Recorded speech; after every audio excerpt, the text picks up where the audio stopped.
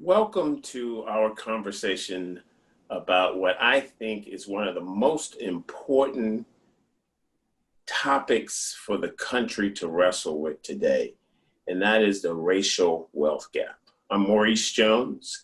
I am the president and CEO of LISC, and I'm so delighted to be attempting to moderate this discussion. I have the experts with me. I want to at the beginning here tell you who's with me, and then I'm going to give you a bit of a intro, and then we're going to bounce right into questions.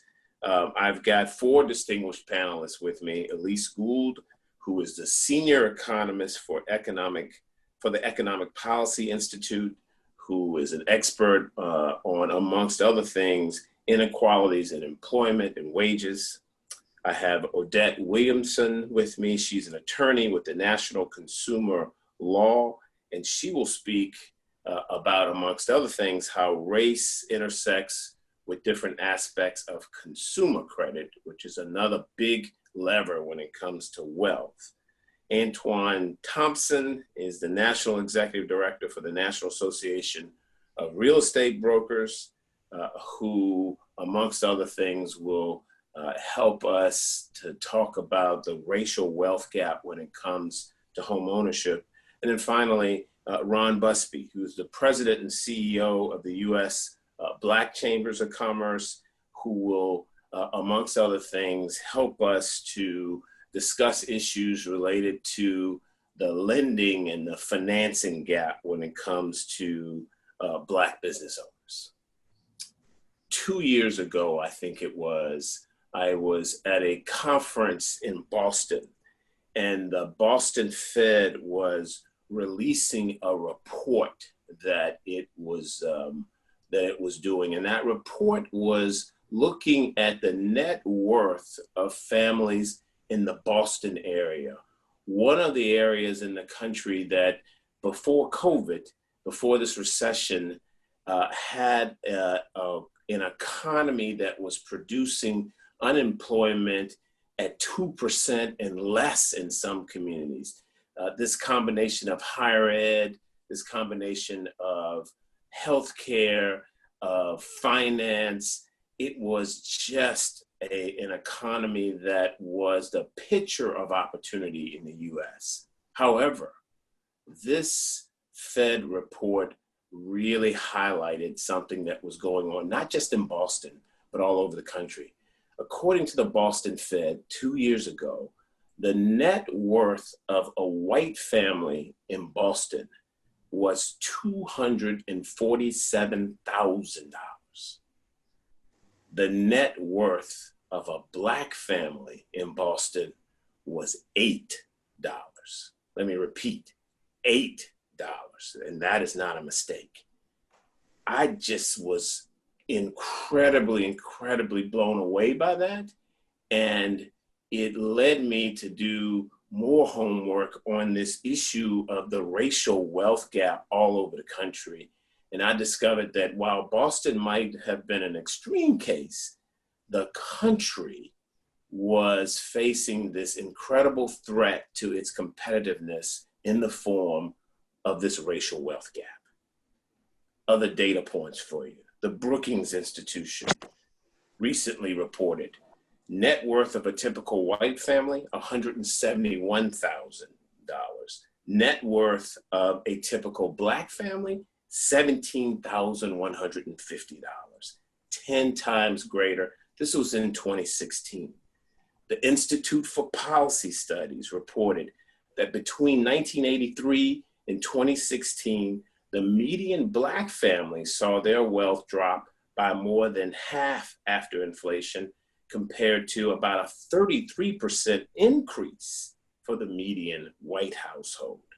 The Urban Institute recently reported that in 1960, there was a 27-point gap between Black and white home ownership in the country. Black home ownership was 38%, white home ownership was 65%. This was 1960. Today, before COVID, the gap was even wider. It was a 30-point gap. And I could cite you more data points, but you get the message. The racial wealth gap in the country is real. It is, in my mind, one of the greatest threats to American competitiveness in the national, or I should say the global economy. And it is something that we have to address and wrestle with. We've got experts here who are going to help us wrestle with that. And I want to jump right in and start asking them questions. First question for our panelists is, given these opening remarks that I just articulated for you, and I want to start with Elise, if you would jump in first, and then we'll go to Odette, and then we'll go to Antoine, and then Ron. Given these data points, tell me what you think are the 2 or 3 max biggest problems to be solved when it comes to the racial wealth gap in America. Elise, you want to kick us off?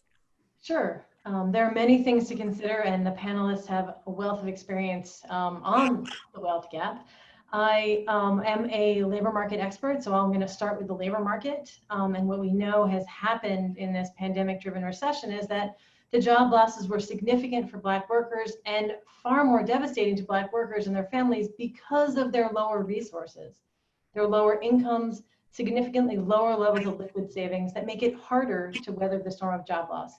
It's really important to remember the historical and social context for these differences in Black and white labor market experience and labor market outcomes. And the fact is that workers' ability to claim higher wages rests on a host of social, political, and institutional factors outside of their control. And that systematic social deprivation and economic disadvantage is maintained and reinforced by those with economic and political power. And those sizable gaps, for instance, in wealth or liquid savings, are almost entirely unmoved by the narrowing of the Black-white college attainment gap. It cannot be stressed enough that these wealth differences are devastating for weathering job losses such as the workers are experiencing today. Terrific, terrific. Thanks, Elise. Odette, let's go to you. Looking at the racial wealth gap now, through the lens, if you will, of consumer credit and savings, what are the 2 or 3 biggest problems that you see that we must solve in order to solve this gap?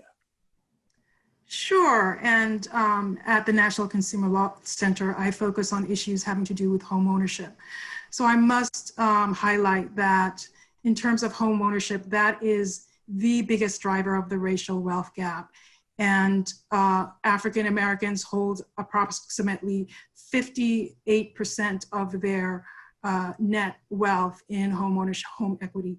And for Latinx folks, that's even higher. That's approximately 67%. So when we look at the racial wealth gap, we really have to drill down on issues regarding home ownership, and not just entering and getting mortgages to buy homes, but also preventing foreclosure on the back end. And we really need sustainable mortgage products that are going to keep Black homeowners in their home for the long term so they can build that wealth and build that equity.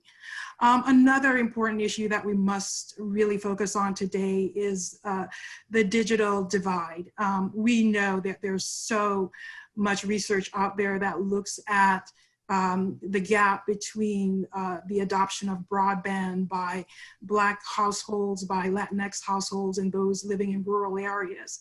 And we know either some folks don't have access to high-speed internet, or it is just the speeds are so low that it's not useful, or that it's the cost is very prohibitive. So we have to look at those issues, especially as we do all of our schooling online, the healthcare online, work from home, and do other essential services all online these days. It's such a critical issue we should focus on.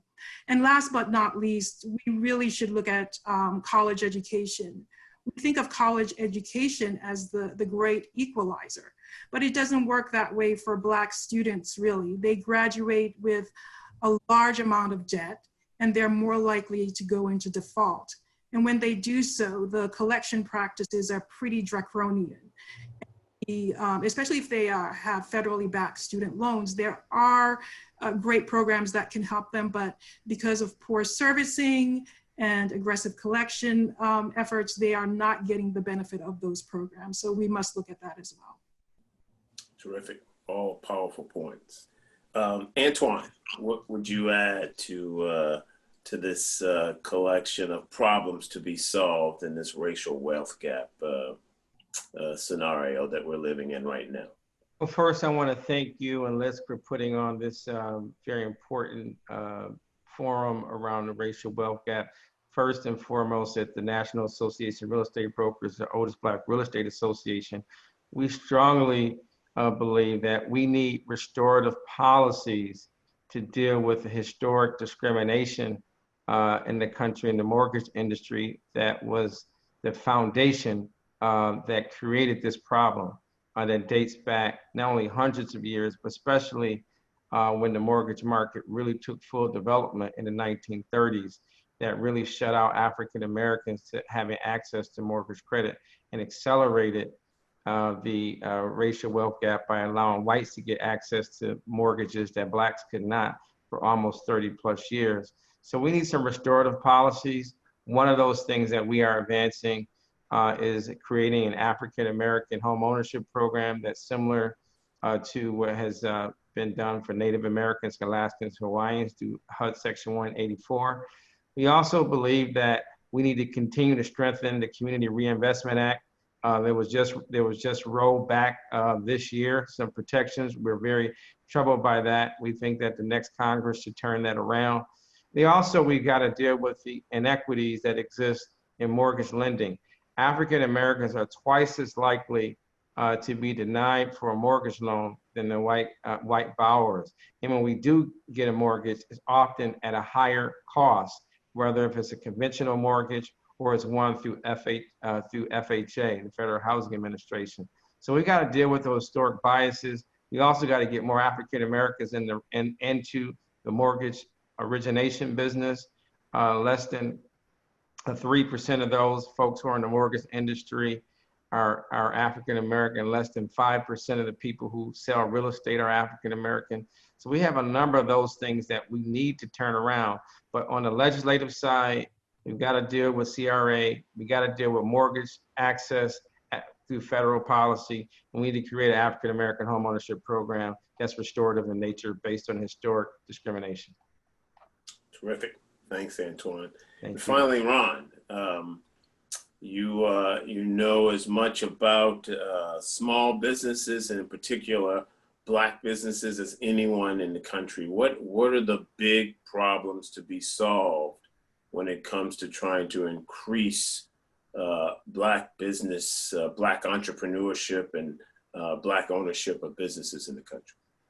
Maurice, appreciate you having us on U.S. Black Chambers. In 2015, there was a group of us that came together that created an organization, an initiative called Blackwell 2020. And we were looking at the future of Black Americans trying to create wealth. And there were three groups that were really represented: Black homeownership, Black business, and Blacks in reference to financial ability to provide access to capital and credit. So to have us here 4 years, 5 years later, talking about the same conversation shows the progress, but it also shows our inability to be able to move the needle. Now, you talked about some great statistics when you began the conversation, and that was pre-COVID.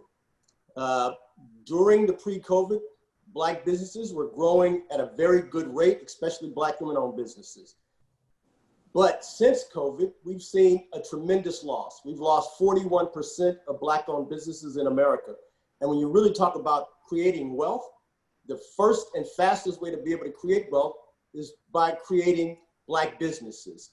Also, we know that we had a 17% unemployment for Black people. The best way to address that is to be able to grow Black firms, because we know that Black firms hire Black people. So Black business creation and growth is critical to the success of our communities. Now, what we saw during the last 4 to 6 months has been just the opposite. First, we were attacked through our health, and many of us said our health was equated to our wealth.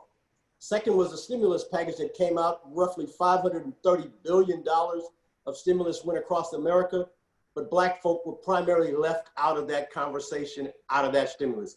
If a program was called the Payroll Protection Plan, and we know that of the 2.6 million Black-owned businesses that we own and operate in the country, only 114,000 or so have actual employees, we know the program was not created to sustain our communities. And then when we actually did have the opportunity to participate in the EIDL loan programs and the other programs, to go to traditional banks, we were shut out of that as well. That's why having relationships with Black-owned banks, CDFIs, and minority distribution industries is extremely important for the success of being able to create wealth in our communities. And so there are some things that we are asking for from both the public sector, the private sector, as well as American citizens that we think all could be instrumental in creating wealth for our Black communities around the country. Terrific. Appreciate that, Ron. While I got you, let me just stay with you. So let's move, and we've started doing this. Let's move from articulating the big problems to be solved to the solutions. And you were hitting on solutions in what you were just talking about. But if you could think of the kinds of things that not just government, but the public sector, the philanthropic sector, and the private sector, if you had all of them, and if you were king for the day, and you could get them to do whatever you wanted in the way of solutions to this issue, what would be the two most important solutions you would get, you would ask from each one of them? Well, first off, I'd write a large check to the Congressional Black Caucus because they do the work. But we really looked at this and have a proposal into Congress and the Senate because we really do believe that there's three different vantage points. The private sector, from our corporations, we're asking them to do some things that are well within their box. First up, supply chain spend. We're asking our corporate partners to ensure that they're spending 15% of their supply chain with Black firms. So that first means that they got to go and figure out what that looks like today, how they're going to manage that. And that means working with organizations like the ones that are on the phone with us this afternoon to ensure that they have that. Secondly, as it relates to Black-owned banks, we're asking them if they have $100 million or more to apply 15% of that into a Black-owned financial institution, CDFI, or Black-owned banks, because we know that Black banks make 70% of their loans to Black homeowners and Black businesses. From our government and policy side, we're looking at them to do a couple of immediate things. The first one is many of Black-owned businesses participate in government programs called the 8A program. It's a 9-year program set aside for minority-owned firms. We want that for the next 10 years to be specific for Black-owned businesses, not minority businesses, not women, not small, but Black firms to be able to accelerate the growth in our firms. We also want for those firms that do business with the government right now, you could start a contract in January and they may not get paid until June. Under the previous administration, there was a prompt pay program which mandated that the government paid within 15 days of an invoice. That would allow us not to have to go to a bank to provide a loan at a higher interest rate than our competitors and our peers to be able to just provide the needed capital to be able to cash flow the government programs. And then from our regular citizens around the country, during the American Express program called Small Business Saturday, we have seen hundreds of millions of dollars pour into small businesses across the country. We are looking for the same type of support from America to support Black-owned businesses. We just left the month of August, which is Black Business Month. We would like to see that be rolled out across the country where all Americans are participating and supporting Black-owned businesses, supporting Black-owned banks, and most importantly, supporting Black nonprofit organizations that are moving our conversations and our agenda forward to ensure that this is not just a moment in time, but this is really about a movement that is going to change the wealth creation for Black people around the country for the future. Terrific, man. You got your agenda ready. I love that. I love that. Elise, let me move to you next. You articulated a number of challenges with respect to inequalities in employment and wealth and wages. So if you, again, you are the czarina for the day, if you will, and you can actually ask of the public sector, the private sector, and the philanthropic sector any solutions you think would make sense. What would be the 2 or 3 big solutions to the issues that you and others have articulated that you would be trying to put in place? It's a great question. We've already heard that the wealth gap is driven by potential inequalities in things like wages and incomes, bequests, rates of return on investments. On each of these grounds, we could have an approach that would try to solve some of these problems. We know that Black households face too high property taxes rates given their home values, higher interest rates for similar loans, and lower home price appreciation.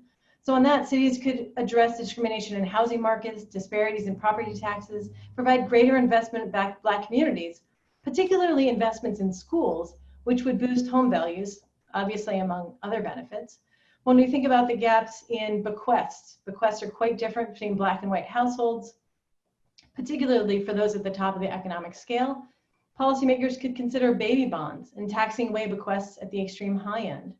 When we think about income differences that are sizable and contribute to the wealth gap, they're partially driven by differences in labor market experiences. On that, we could address disparities in labor market income. Think about pursuit of full employment, making it easier to form unions that help close race-based gaps in employment and wages. On the private sector side, we could encourage private employers to examine the diversity of their workplaces, not only in numbers, but also in positions, promotions, pay, and workplace culture. Then take action based on what they find. It's important in all of these ways to equalize the private sources of wealth enjoyed by Black and white households. At the same time, we can also use other levers of policy to provide the economic security that wealth offers. Why are these wealth gaps so devastating? There are many things that wealth affords in this country, and we could find complementary ways to provide it. So at the same time that we equalize wealth, also let's shore up these other economic policies. For instance, we could expand, not cut, Social Security. If wealth is a cushion against job loss or big medical bills, then we should expand the unemployment insurance system and expand health coverage. If wealth is the only way to send a kid to college, then we should increase public spending to make college more affordable. In pure countries that have a more expanded economic security system, their median wealth is actually lower than in the United States. So yes, I absolutely agree. We should work in all the ways possible to equalize access to private wealth. And we should also make private wealth just less important in the lives of typical households. Elise, you got my vote. You got my vote. I'm going to write you in. Let me ask Antoine, same query. You're the czar. You can ask anything, private sector, public sector, philanthropic sector. What's your ask? My number one thing is that the public, private, philanthropic, and nonprofit sector all must agree that Black homeownership matters. It's the number one way to build wealth in the country and to close the racial wealth gap. Once we get to that point, then it becomes what can they do? And there's some specific things that the public, private sector, in the government sector, and philanthropic sector could do. First is that they can always reach out to this association, National Association of Real Estate Brokers. We've been very concerned that in the post-George Floyd environment, that there's just not been enough focus on closing the racial wealth gap through home ownership at the rate in which we think it should. Secondly, there are over 1.7 million Black millennials in the country that make over $100,000 a year, and they are mortgage ready, according to Freddie Mac. And there are, in addition to that, there's another 1.5 million African Americans that are mortgage ready, with that number going to 3 million people. We need an aggressive effort to provide education, information, and outreach to those consumers with a national marketing campaign to promote Black homeownership, and NARAB wants to be a part of that. The other thing is, beyond making Black homeownership a public policy priority, we also believe that Congress and mayors can do more in their community by, one, making sure that we promote fair housing in the public sector, making sure that real estate firms are more diverse and that they are training their realtors and realtors around the area of fair housing. We also support the American Dream Down Payment Act, which would allow all people in America to save for a down payment the same way you can for college. That's a bill that's in the Senate. It should be moving into the House as well. We need to make the American Dream down payment plan a reality so people can save for a home. As I stated earlier, with the foundation community, we would love to partner with the foundations and the major nonprofit organizations to work with us to create more Black homeownership opportunities, to creating more single-family housing, co-ops and condos, and providing more access to mortgages for mortgage-ready African Americans. 3 million people. Let's say that Black homeownership matters, and NARAB is here to partner with anyone that wants to make that a reality. Amen. Amen. Preach. All right. Odette, you're batting clean up here. Tell me what you would ask of the philanthropic, the public, the private sector here to solve these issues. Sure. I want to say first that I completely agree with Antoine in terms of getting more people into homes.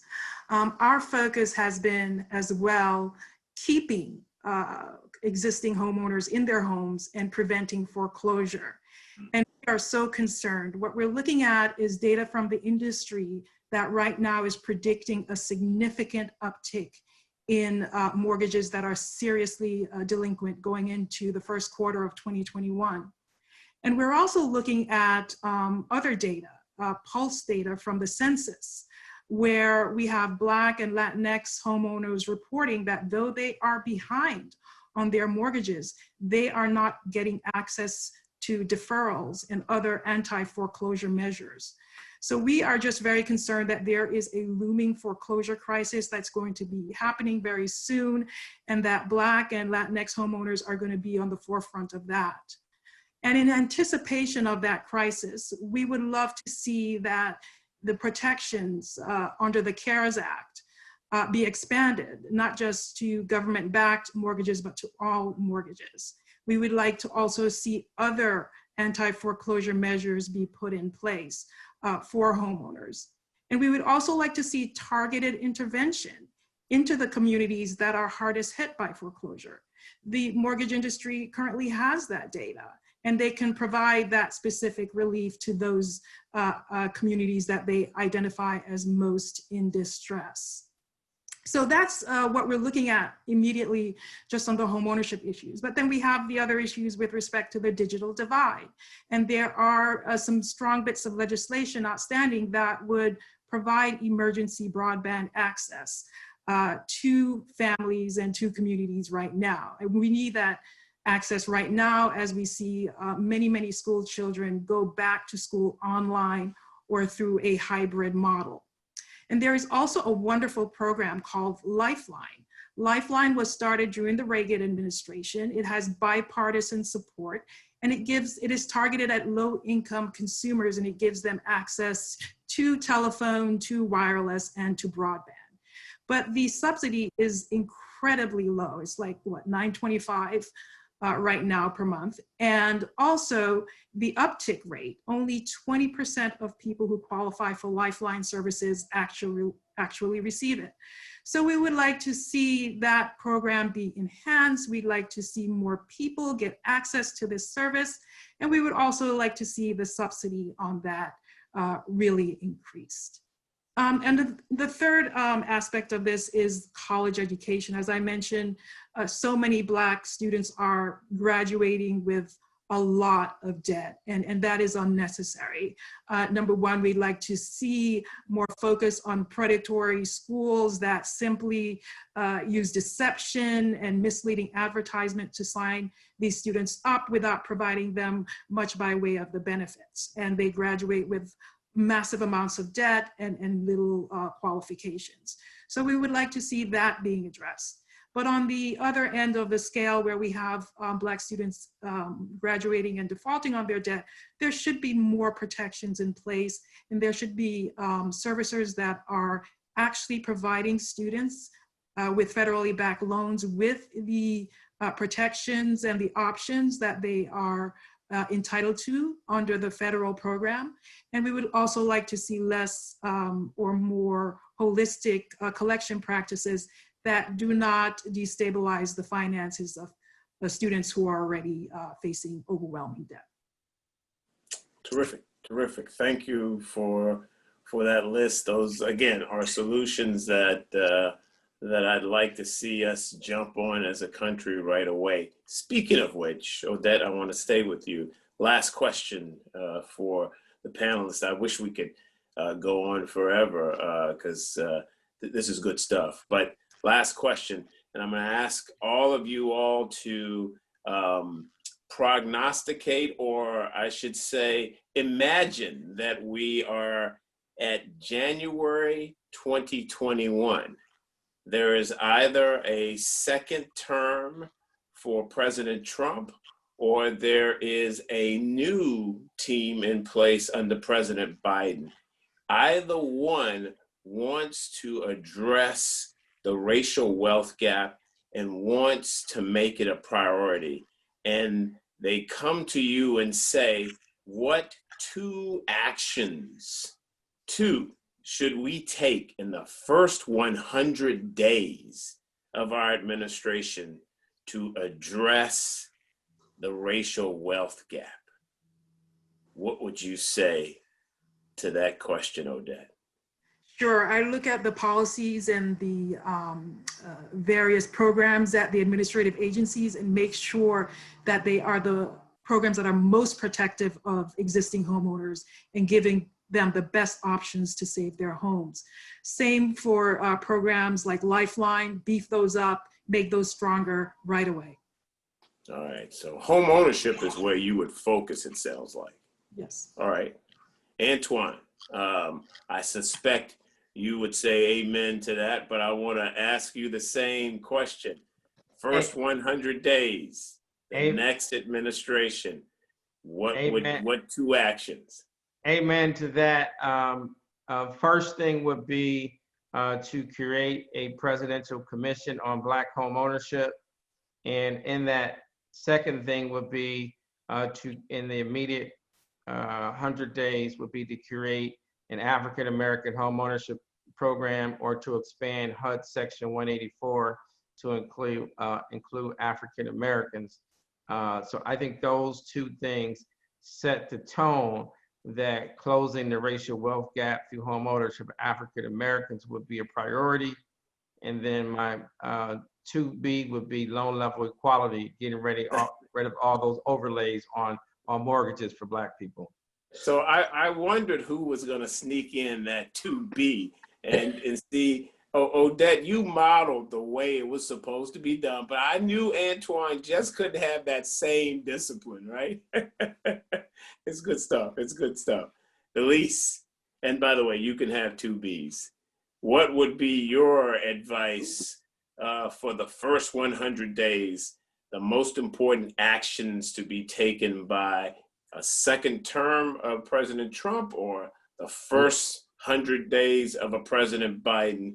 What would be the 2 or 3 big actions in addressing the racial wealth gap that you would tell them they must do? Well, I think we have to look at 2 or 3 avenues, and maybe there's some sub A and B under those. All right, we'll take that. We need a fundamental transformation of the unemployment insurance program. We need to make the temporary fixes that we've had over the last few months permanent and create a more equitable federal program. On the labor market side also, we need to increase the minimum wage and make it easier for workers to form unions. That closes racial wealth gaps. On health reform, we need to make further progress, and the pandemic it's no clearer than it's ever been that we need to have increased access to healthcare. We need to tax extreme wealth. On the federal regulation side, we should have the Department of Justice look at property tax assessments across cities and make changes. We should be sure to appoint Federal Reserve officials committed to achieving genuine full employment. And the last, I'm just going to say this is 3. It's time for a presidential commission on reparations. Terrific, terrific. I will move to Ron and say, Ron, top that. What would you say to the new administration? What should be the 100-day plan? Well, actually, we probably started within the last 45 days. We've had conversations with both parties, both the Biden team as well as the existing Trump team.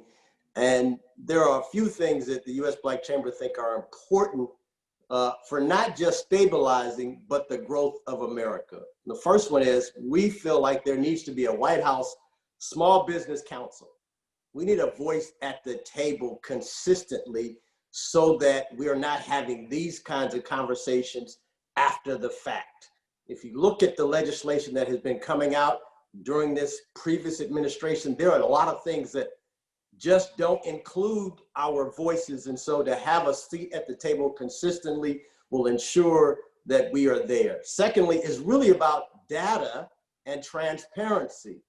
As Elise just mentioned, we don't really know much of the information until after the fact because we don't really ask the questions. I say every morning when I wake up, I'm Black, and when I go to bed, I'm Black. I'm not a minority, I'm not a woman, I'm not small. And so most of the programs that are created in today's environment are for MWBEs.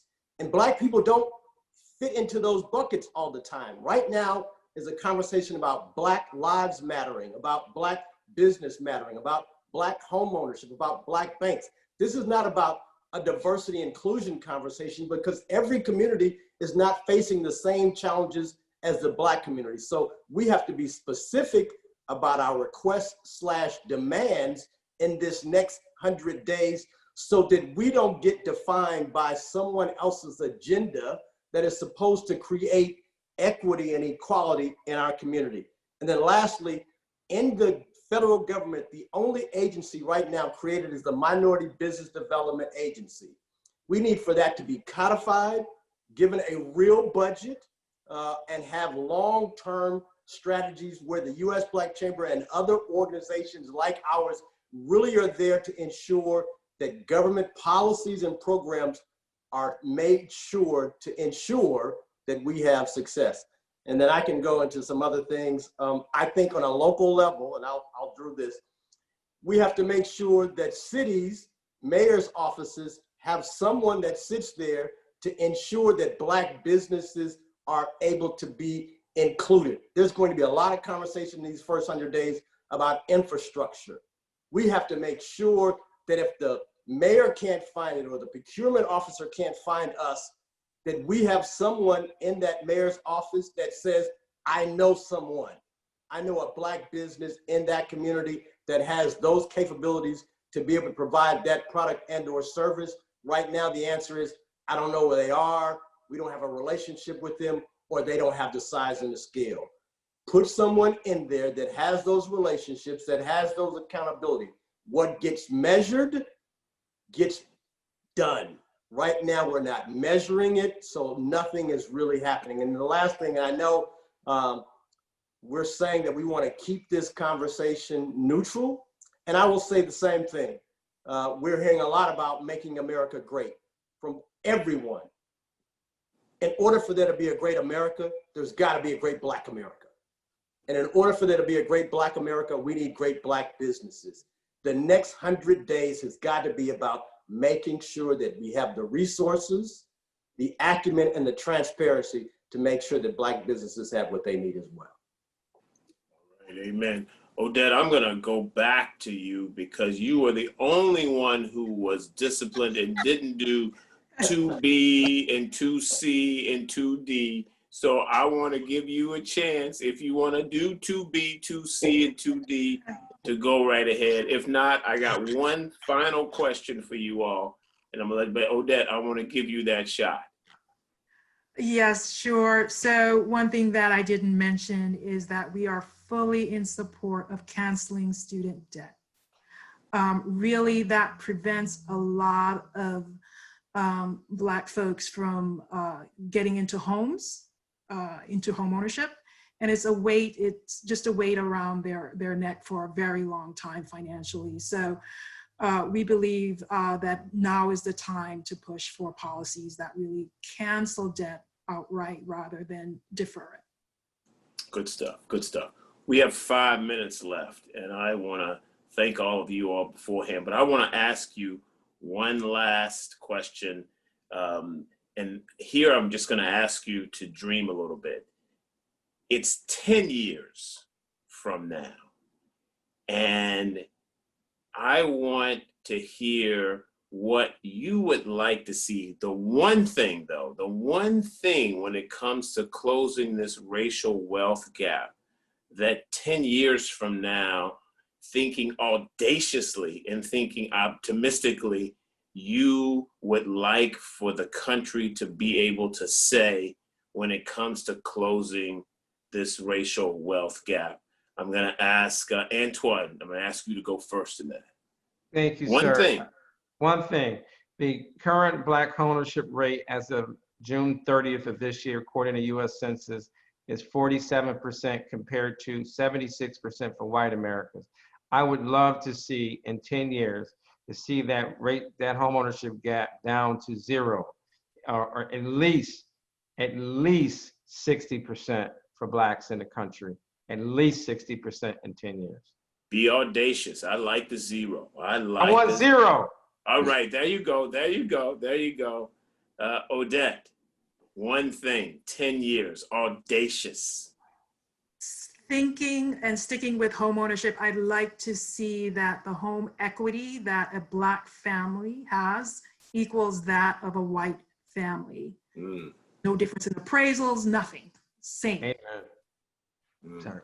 Good stuff, good stuff. Elise, one thing, 10 years from now, audacious goal that we hit, closing that racial wealth gap. So much of the gap has to do with how much income families have. I think I would have to go down to what workers can make. We close that unemployment rate gap, that 2 to 1 that has been persistent for decades in this country, and close the racial wage gap as well. Beautiful, beautiful. Ron, finally. If you ask any small business owner what their #1 concern is, they will say access to capital. If you ask a Black business owner, they will say their #1, #2, and #3 concern is access to capital. In 10 years, I would say removal of all barriers for Black businesses to have access to capital. Currently, we have only roughly 30% of Black firms have a line of credit. I would love to see that at 100% for those firms that actually needed it. For those that didn't, they're fine as well. So remove all barriers for access to capital. Terrific. I love it. I think these should be the things that we push one another in this country to aspire to. At LISC, just to close up, we're actually going to try to assemble the kinds of resources necessary to actually pursue those audacious goals that you just articulated. We are trying to put together a project that is all about erasing the racial health and wealth gaps, and we want to do it with a bunch of partners and a bunch of resources. We're going to put a significant chunk of our own resources on the table, and hopefully encourage and incent others to do the same, because exactly what you said, when you look at the 4 corners of what produces wealth and health in this country, home ownership and small business ownership and great wages and great employment and great education and great community assets and savings and great credit, we can do this. It's not like these things are hidden, like we don't know what they are. We know what they are. We need to go about doing the work. I'm grateful to our panelists here, Odette and Ron and Antoine and Elise, for enlightening us, and grateful for the work that you have done, that you will be doing. Looking forward to working with you. And I want to especially say thank you to the CBC, a constant, faithful voice over decades of fighting for those in the country whose voices need to be more centered, more empowered. And I really want to thank the CDC for allowing us to have the CBC, I'm sorry, for allowing us to have this conversation and for the work that the members have been doing. And we look forward to continuing the work. Thanks to you all for this discussion. Thanks for your time. Thanks for those who are listening in. And let's go to work. Thank you all. Thank you. Thank you.